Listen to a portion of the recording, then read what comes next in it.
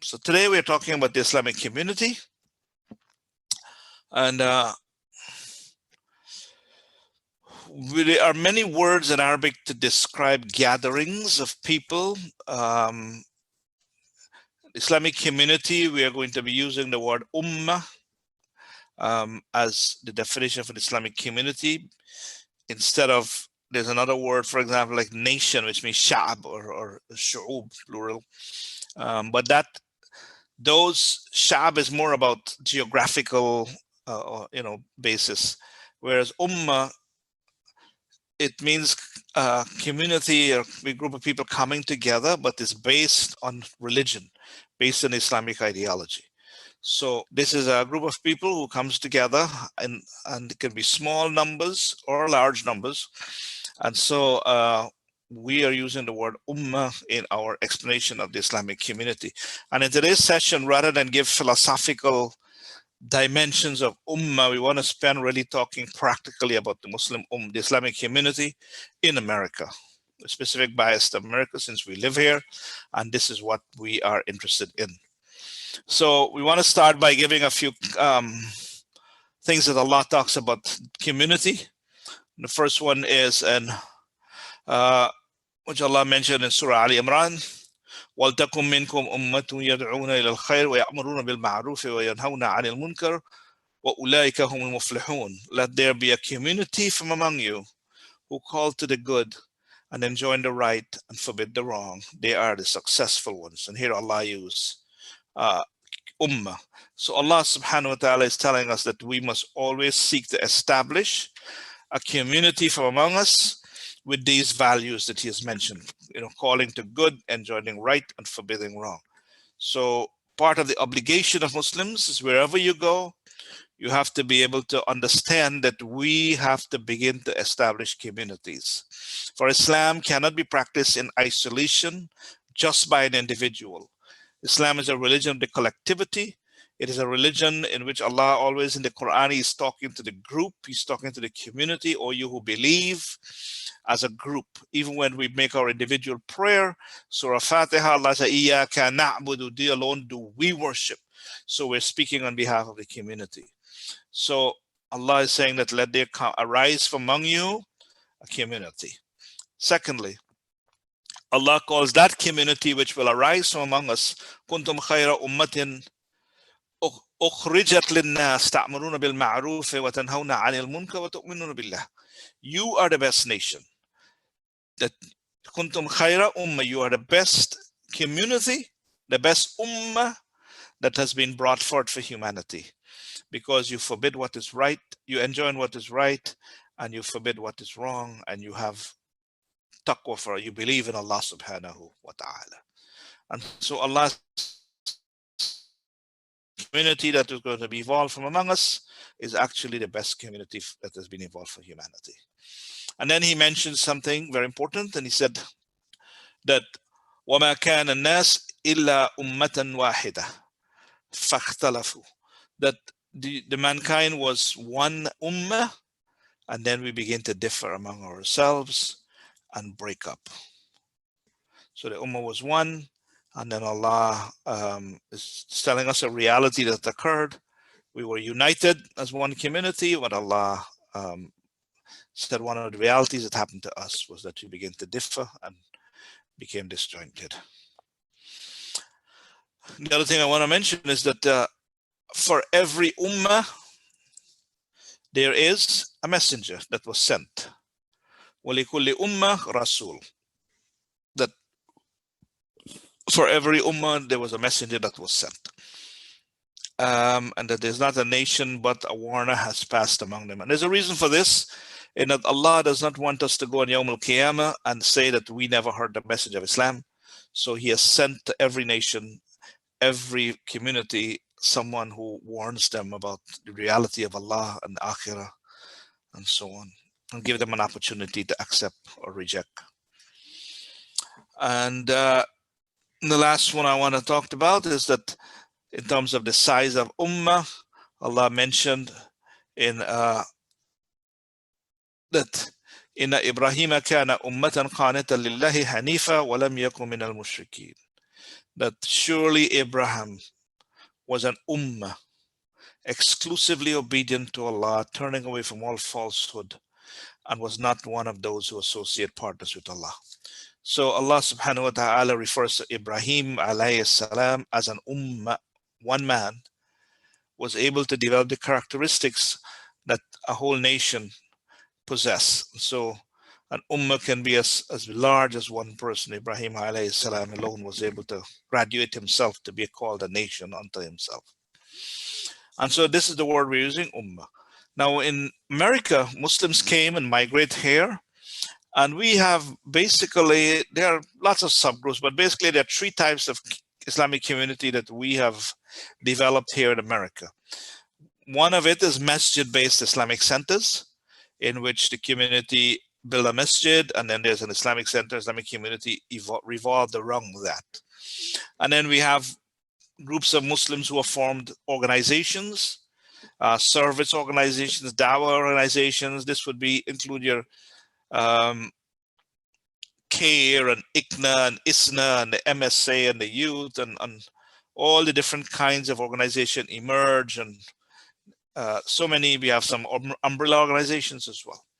And so that's another kind of Islamic community that the Muslims are involved in. And then we have institutions like colleges and schools and established institutions that exist among the Muslim community.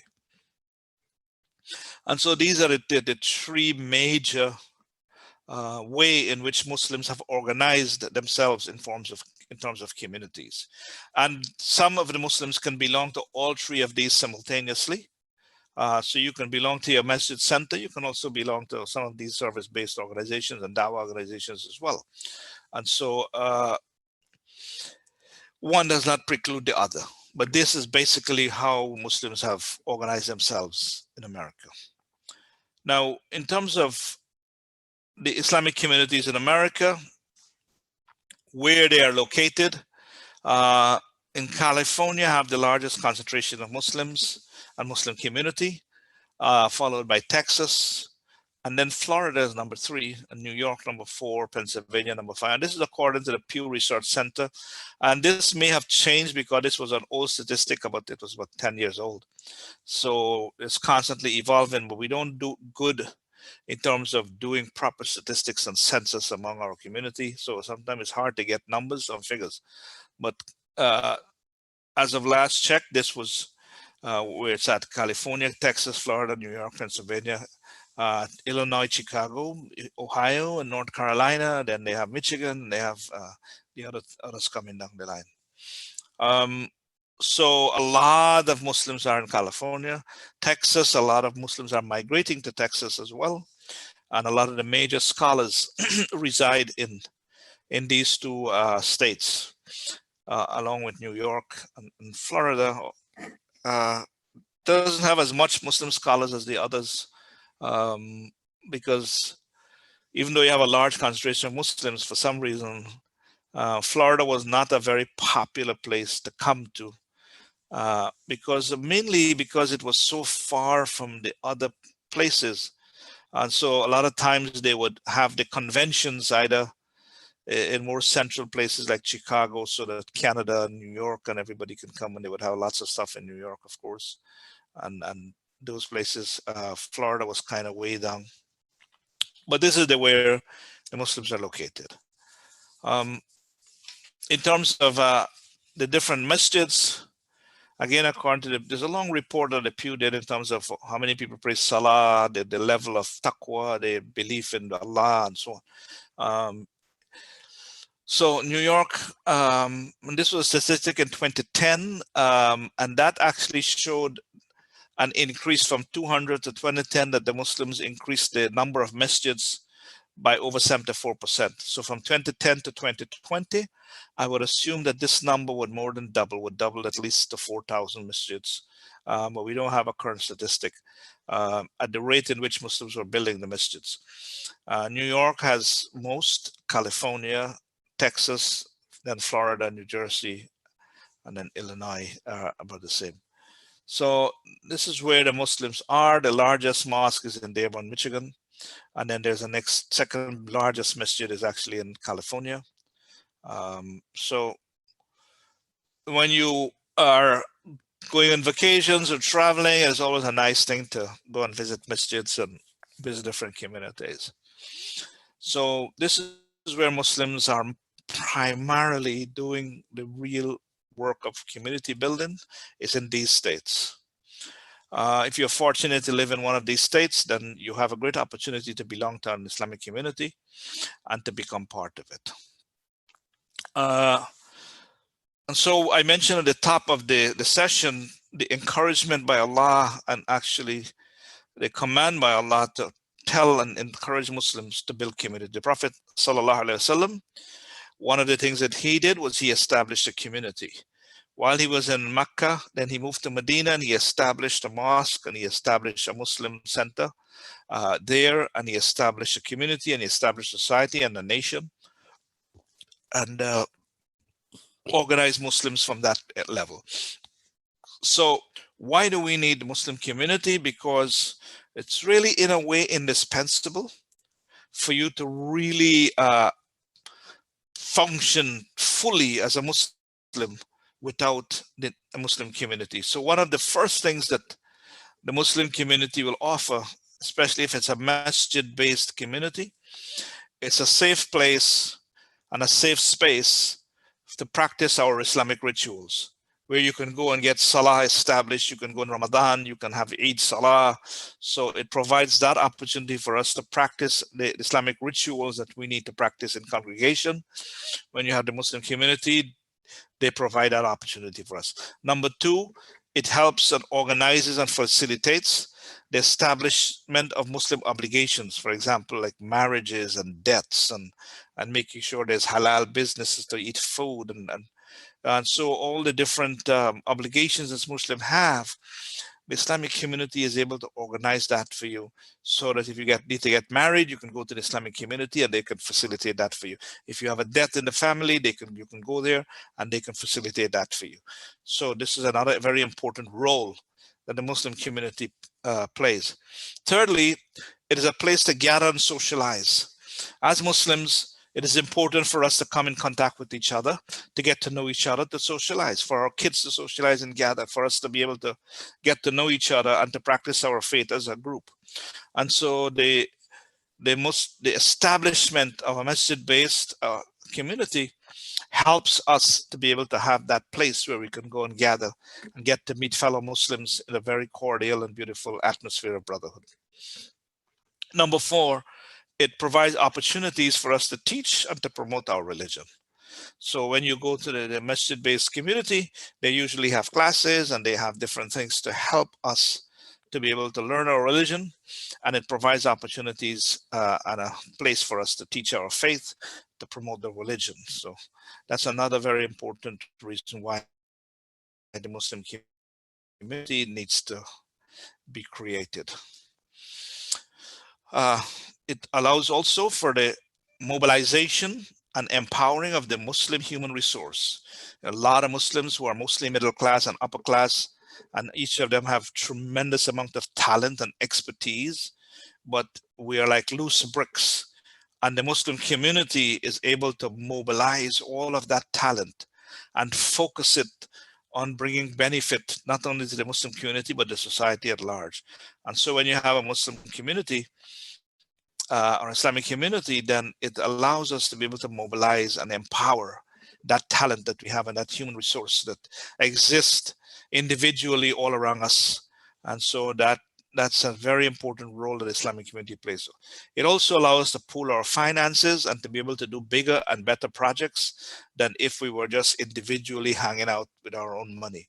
So it helps to pool the resources of the Muslim, financial resources as well, to run all the projects that we are doing and that the Muslim community presently does. It is a place to educate and train future leaders. As you know, your community cannot and will not survive unless you keep producing new people who will continue to be future leaders. And so part of how you protect your culture, how you protect your community, is that you have got to produce new leaders, dynamic leaders who are relevant, who are educated, who are who understand the society in which they live, who understand Islam, and is able to bring that and to create the new and the next steps that the community needs to go into. So in the Islamic community, that a place is provided for us to do that. When you have an Islamic community, it is some place where you can see Islam in action. A lot of us, we experience Islam in books. We experience Islam like converts. They may go online, they may read something online, they may become attracted to Islam, or they may read a book and get inspired and want to accept Islam, or they may read the Quran. But to actually see people living, Muslims practicing the faith, this is where the Islamic community comes in. You know, when the Pew did the research, they said over 60% of American Muslims confess that they have never seen or interacted with a Muslim, and they had a negative view towards them. But the moment they met a Muslim, their opinions changed, and that number went down by 10%. They changed their opinion and had a favorable view of Muslims once they met real Muslims. And so the Islamic community is a place where we can invite visitors to come and to see how we live and what we do, and participate in those kinds of activities where they come and visit the mosque. And we have many times that happens in our community. The Muslim community also is a place of benefit to all mankind. There's many programs that the Islamic community does, whether it's feeding the poor or visiting the sick, or donating something that is useful to the wider community as well. The Islamic community provides benefit, and also for Muslims themselves, because it organizes the zakah. We can help the needy Muslims and bring benefit generally to humanity. The Muslim Islamic community also, the way it functions, becomes a solution to the problems facing humanity at large, and our especially here in America, because within the Islamic community, by just practicing our precepts, we end up being people who have answers to this problem of racism, to the problems of inequity, to the problems of atheism. And so we become, the Islamic community, part of the solution of helping the country as a whole to get better. Because when we take our youths and educate them with morality and ethics, then we have one less youth who will be on the street stealing or peddling drugs. And so we become part of the solution of the wider society by having that Islamic community functioning and producing quality people who will in turn go back, take up positions of leadership, whether it's political or otherwise, and be able to benefit the society as a whole. So the Islamic community is a solution. And lastly, the Islamic community, by being involved in Islamic community, it is the best vehicle for Jannah, because nothing will magnify and amplify your talent more than when you do it within the Islamic community. If you try to do something by yourself, you're very limited. But when you come and become part of the larger community, then the support you get, the exposure, the opportunity, you're able to grow, and your contribution becomes more empowered, and you're able to make a wider communication. And so your opportunity to do more good becomes very easy. And so it is a very fast way to get to paradise. You know, as Allah said, in Allah, that the hand of Allah is on the group, is on the jama'ah. That's why Allah tells us, وَاعْتَصِمُوا بِحَبْلِ اللَّهِ جَمِيعًا, that we must all come together and hold fast to the rope of Allah subhanahu wa ta'ala together. The gift of unity was not given to the Muslims as a way for us to strive for unity. Allah did not give it to us. So we have to work to be able to create unified pockets of the Islamic community wherever we live. And so these are many reasons why we need the Islamic community and how it is able to benefit the world at large. Now, how do we get communities formed? Generally, it starts off with somebody having an idea. Like you move in a new area, you look around, there's no masjid, there's nothing going on for Muslims. You notice a few scattered Muslims around, and somebody decides, you know what, I want to start something. And so he begins to have discussions with people, like-minded people come together, they create a vanguard, and they want to build a masjid. They decide to form an organization, develop a constitution, define their values and their standards of what exactly they want. And then they create an operational structure, an organizational structure. They appoint people to lead, and then they grow to eventually either lease a location or buy a location where they can have their services, and then they begin to offer some services and grow. They invite the public who is attracted to what they are doing may decide to join them, and so they begin to expand. And so it always starts with a very small, very limited vision, but Allah subhanahu wa ta'ala grows that group based on their sincerity and their hard work. And if you're sincere and you're prepared to work very hard for the sake of Allah, Allah will grow that community and make it huge. And so we see the evolution of so many communities. And we have another session, which I'm cognizant of, where we're going to talk about American masjids and so on. So I'm not going to go into those, the historical context of how, Muslims in this country started different things. Now, one of the very important person in Islamic community when they establish masjid-based community is the imam. And a lot of times the imam is in a paid role. And so the imam becomes the central focus to be able to, for the community to come together.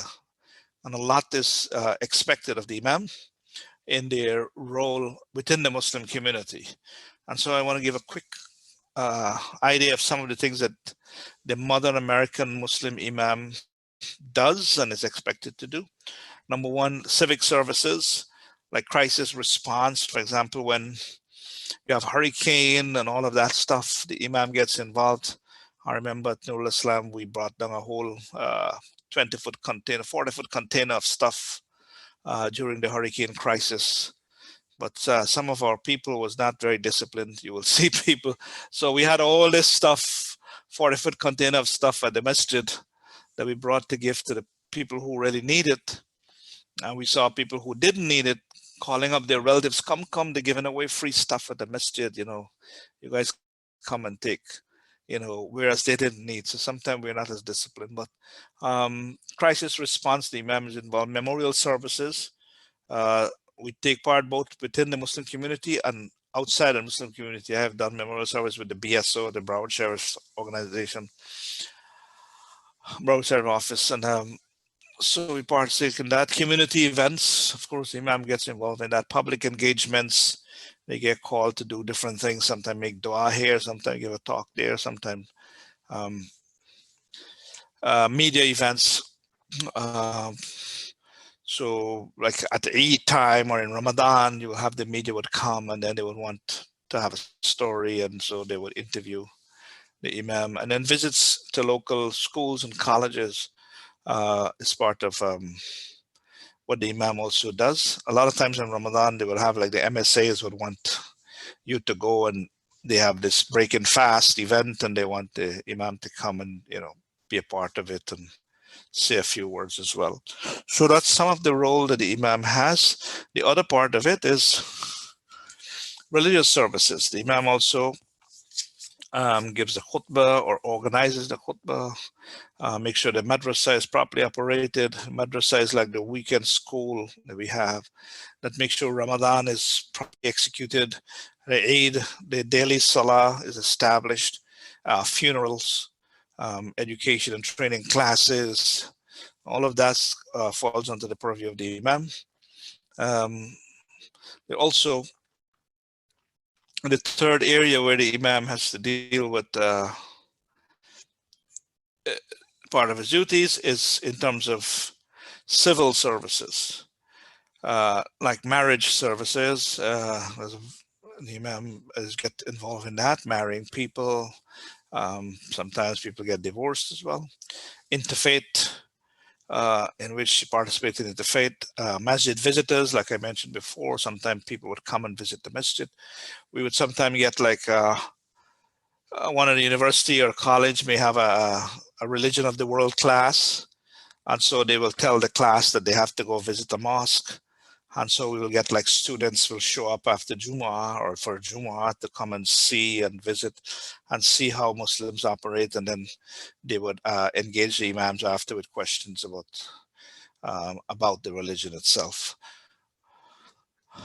Women and youth, to make sure that they are catered for Shahada services in our masjid, for example.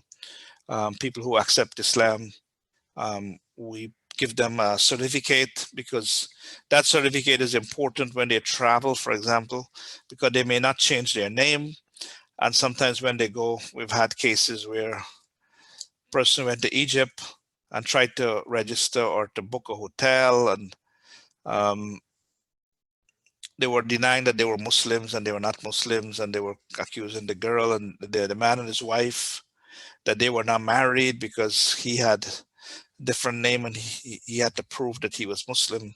And so the Shahada certificate was able to establish that hey, look, I took Shahada. When you go for Hajj, you have to show that you're Muslim and have some proof. But more importantly, when someone accepts Islam in our masjid, I take the class with the person. I make sure that I don't hand that convert off to anybody else. I try to make sure I teach them directly, one-on-one, even if it's only one of them show up or two of them, that we try to give them the proper teaching and proper way of understanding the religion from the very beginning. And then generally the Imam answers questions and about all the different things that people have about finding out about the religion as well. And then there's a new kind of service the Imam does, which is counseling services, bereavement services, premarital services. I usually do a premarital workshop for any nikah or any wedding I do, to let the young couple know and understand what marriage is all about and give them some tools and tips on how they can navigate their marriage when they do get married. Conflict mediation, both for marriage and for non-marriage. We have two brothers or two people or two families that are at conflict, then they may call the Imam sometimes. And we provide counseling. One of the things about the counseling is sometimes a parent may have a child and the child is behaving really weird and strange, and then they call the Imam. And so part of the Imam's role has to be able to distinguish between if this is a religious problem facing this kid or if it's a mental health problem. So the Imam has to have enough knowledge to know, hey, this is a mental health issue. You call me, my wife is not doing whatever well. So the Imam has to be able to say, hey, this has nothing to do. Because I've had calls, people said, look, my wife got a jinn. The way she's behaving, she's changed completely. And I think a jinn has infected her. The Imam has to be able to say, look, this is not a jinn problem. Your wife has some mental problems. She's stressed out. She's, psychologically damaged or whatever. And be able to hand that over to the marriage counselors, the mental health people, to be able to deal with it. And so, but they usually make the call first to the Imam. And so you have to be able to know how to navigate and push those over to whoever it is that dealing with it. And alhamdulillah, we have a lot of very good mental health doctors and specialists in our community. And then visiting the sick as well as part of the obligations. So all of these things the Imam gets involved in. But the problem we have is the Imams generally are not trained in a lot of this stuff. And that's why we have sometimes in our communities, because when you go and you're studying Islam, we study Islam, and then we're not taught administration, counseling, human relations, and all of that stuff. And a lot of times that is what the Imam is expected to deal with. How to deal with the media, how to deal with interfaith and all of that. So we have a lot of work to do in terms of helping the Imams to be able to become qualified to deal with all of this. But more importantly is the community have to evolve where some of these services should not even be done by the imam. That the imam should be, some of these needed to be taken away from the imams and given to experts within the Muslim community who can handle them well. And so that the imam can focus more on the education and the Islamic training and development of the community rather than keep getting involved in media and all this other stuff. So part of the community's role is to be able to see and facilitate how they can assist in some of these things and take them away from the imam. Because once a lot of them are trained, and two, it overburdens the imam to really focus on some of the things which the community really needs to focus on. So that's the role of the imam. So, and because of this huge amount of work that is placed on imam, a lot of the imams are actually leaving the position. And so we have a kind of a shortage because the very top-notch scholars in our country, they are not taking up the imam position anymore. You know, you have some like Dr. Yasir Qadi, Dr. Umar Sulaiman, and so Nasir Janga, and all of these who used to be imams, they have all left the imam position. And they're just doing work, significant work, but not as imam. Because the imam's role confines them and narrows their talent and pool and skill set to just one masjid or one community. And they have the ability to do much more. So a lot of them, they do not take the position of imam. Now, the challenges that the Islamic community faces in trying to establish itself in America are huge and many. But despite all of this, the Muslim community continues to grow and to thrive in some respects. But when you look at the challenges that's faced by the Islamic community, who is trying to grow and become a beacon of light for the Muslims, it is really an extraordinary challenge. First of all, you have the membership consists of people from all different parts of the world.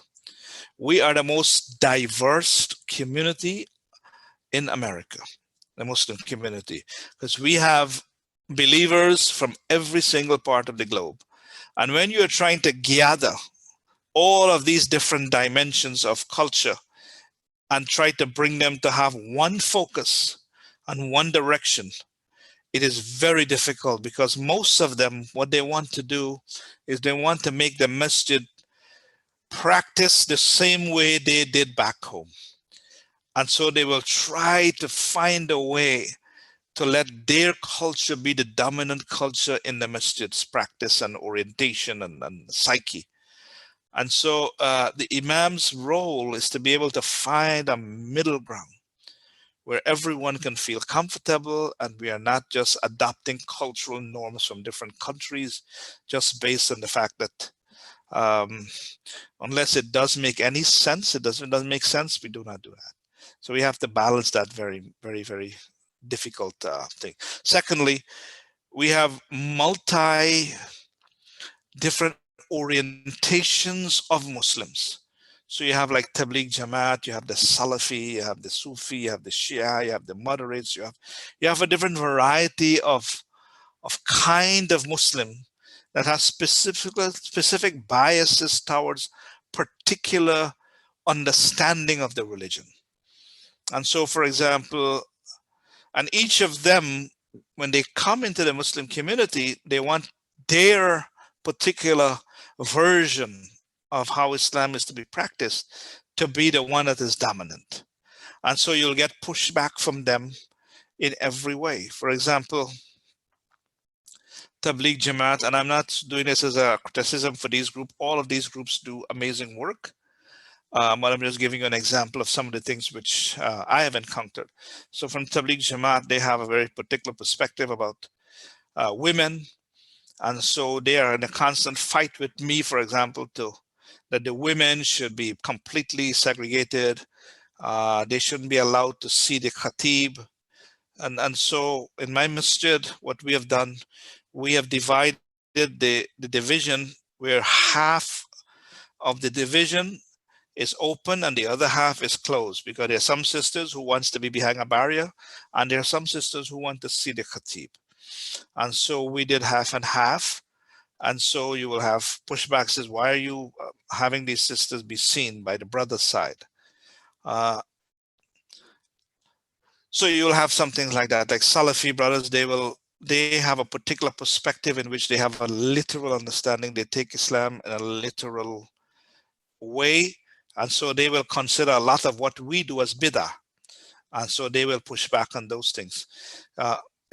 We normally, when we understand the religion, we look at the maqasid, or the objectives of why the Prophet said so. A lot of times the Salafi brothers will look at the Prophet said so, you do it exactly as it is, forget about the objective. Whereas we do a lot of times figure out what is the purpose behind why the Prophet said so, and take those principles and then apply them in our current situation. So you'll get, and then you have the Shia, and then you have the moderates who think we're too strict and we're too fanatic, and so you have all of those people in our community that are involved, and each of them are trying to be part of the community, and so each of them will bring their particular orientation. The other thing that you have within our Muslim community is you have different people, multiple mazhab, in which you have people from all different school of thought, and each of them, sometimes they come from a country in which that was the only mazhab they were exposed to, and so they think the other three is wrong. And so when they come and they see something being practiced that is not part of the mazhab they were accustomed to, they begin to make pushback about it. And of course, for example, you have like the Shafi have a different time for the Asr and Zuhr from the Hanafi. And so when we set the Salah time, the Shafi brothers wanted to be with their time, the Hanafi brothers wanted to be with their time. And so we have to find a middle path to be able to ensure that we are doing balance. Personality based, a lot of the masjids, when they get set up, they set it up just like the societies that they come from. And a lot of the Middle East, the way the societies are set up, in which you have kings and royalty and stuff, it's personality based societies in which the head of the tribe or the king or the have the power. They are not system based societies. Like here in America, it's system based, in which even if the president collapses, the society don't collapse, because it's not revolving around one personality or the other. And so in our community, we tend to bring that to our masjids. And so you find one person have all the keys, he have all the answers. If he gets sick, things stop. You know, if the imam doesn't show up, the salah puts in jeopardy, because everything is personality based. And so that's a challenge that the masjids have to try to understand, that we must make the way the masjid is organized and operated based on a system. And whoever comes and goes is like a regular business. Employees come and go, but the system still works. And so when we design the masjid to be system-based rather than personality-based, then it will work smoother. The other challenge masjids have is this issue of making sure that there's a system of meritocracy, which means that the people who are rising to leadership are qualified and deserving of that position. And not because they either have a lot of money or because they have a lot of friends that they end up in positions of leadership. Because when we pick those kind of people, then they are unable to do the job that was required. And so we end up having a lower standard, and mediocrity steps in. So we must try to make sure that the way and the system is designed to produce who is going to run the group and the leadership. And we saw we get to see firsthand when you pick a wrong leader, what happens and how much damage can get done. And so masjids have to make sure that we don't develop systems where my buddy and my friend and this one is put in charge just because of some favoritism. The other thing that happens to the masjids is that group of people gather, they elect their people, and then they try to do work which they're not qualified in doing. So they're developing systems to run the masjid. They may produce a form, or they're trying to design a zakah schedule or procedure, or some SOPs, standard operating procedures, but they are not experts in it. And so Uncle Harry is doing something that he doesn't have a clue in terms of how to design a zakah system. And so what happened with the masjid is that we end up producing a mishmash of operational and logistical procedures that don't really work. You have data in every different place. One group, one person is using Word, another one is using something else, the other one is using softwares are all mixed up, because this is not a centrally designed something by experts who are qualified in that field, where you have a proper database, where data is trapped properly, where proper measurements and reports and everything are designed in such a way as to be able to function efficiently and cater for the needs. This is something that happens very frequently in the masjid. It's just president, secretary, somebody just developing it instead of outsourcing it to experts who are present within their own masjid community. But we don't access these people. We want to do it because we have the position or we are the one. And that creates a tremendous burden in terms of how you function as an Islamic community. And it provides a lot of frustration for young people because when they see this backward, alienated, non-technological way of doing things, it turns them off. And it also leads to a lot of mistakes and problems. The other issue we have with masjid, building the Islamic community, is this issue of the different kind of connections that people make to the community, the average Joe that comes to the masjid. So there's one group of person that will come and their relationship with the masjid is basically transactional. It's not ideological. They may come to pray the salah because they live nearby.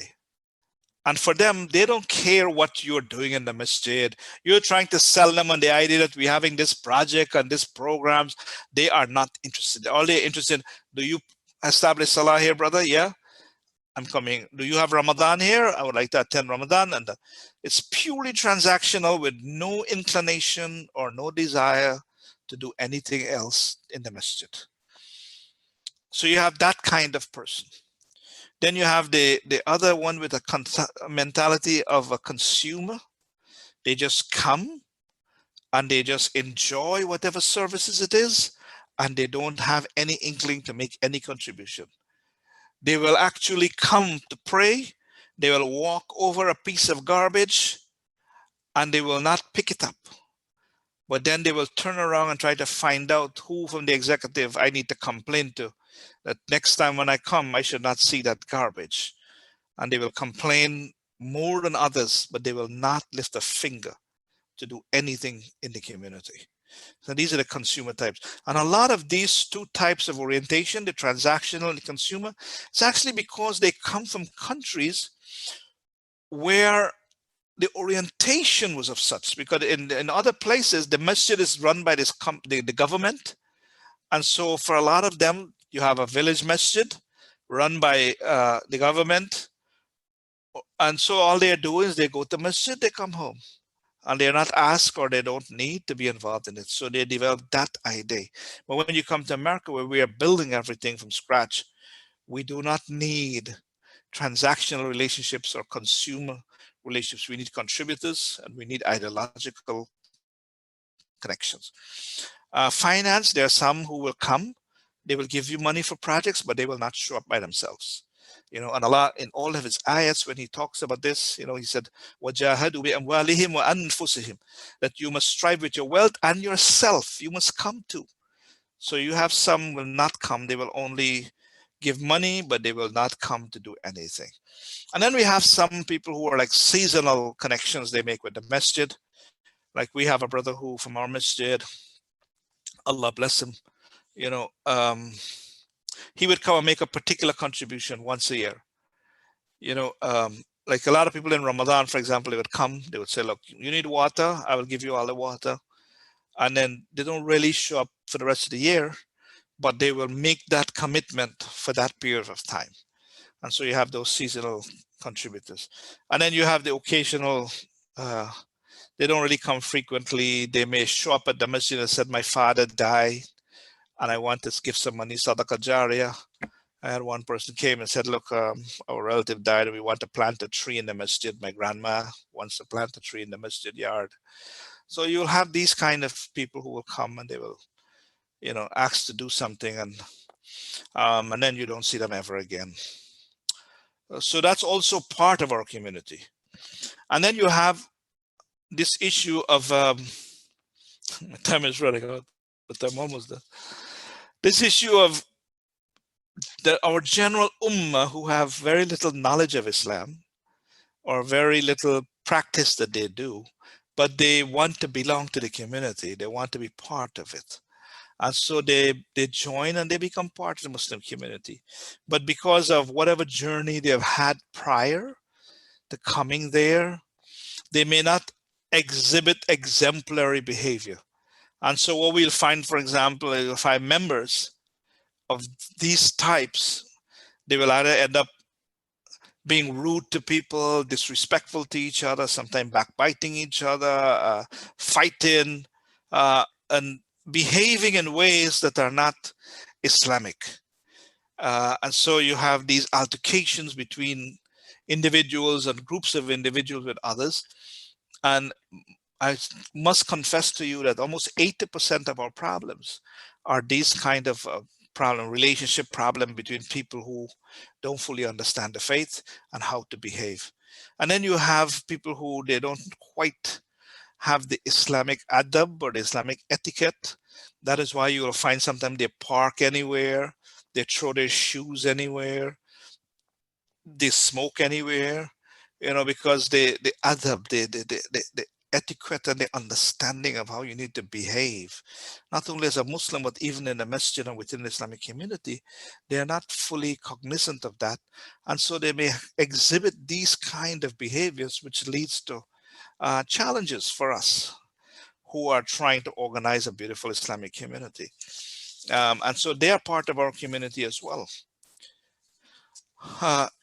Then you have those who, because of lack of knowledge, even when they are strongly attached to their cultural norms, and even when you will point out to them that this particular cultural practice of yours is against Islam, and you will show them the ayah, and you will show them the hadith, and you will show them the proof, but they will not budge because they say, this is what we grew up on, and this is the way we're going to practice it.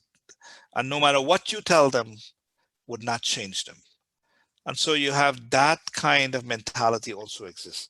And then they are, because of their low education and practice, again, when you involve them in the tasks in the masjid, they will make mistakes. They will do things that are not proper. And so when they try to execute tasks and volunteer to do things in the masjid, they frequently mess it up sometime, or they may not get it right.